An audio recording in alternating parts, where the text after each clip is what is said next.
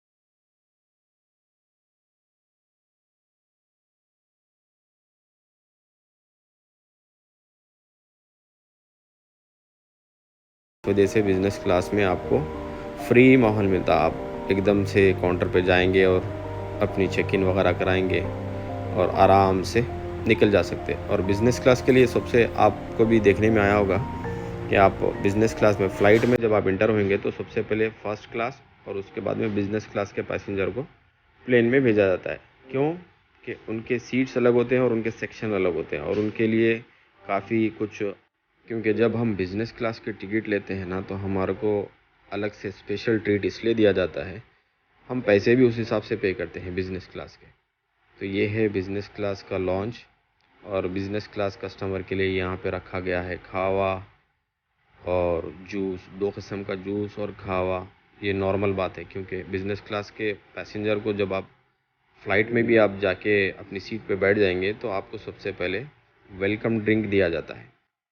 वही same flight में अगर आप इकोनॉमी क्लास के पैसेंजर हैं तो आपको पहले जाते ही अपना जो हैंड कैरी होता है वो रख देना पड़ता है। उसके बाद में फिर आपको आराम से बैठ जाना।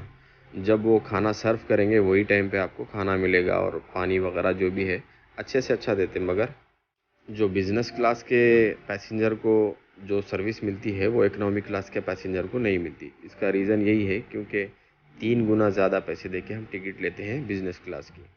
तो चलिए बिज़नेस क्लास का आज एक्सपीरियंस करते हैं, फिर सारी तफसीलात आपको मैं बताऊंगा कि इसका टिकट कितने का था और इकोनॉमी क्लास का टिकट कितना था और दोनों में कितना डिफरेंस है।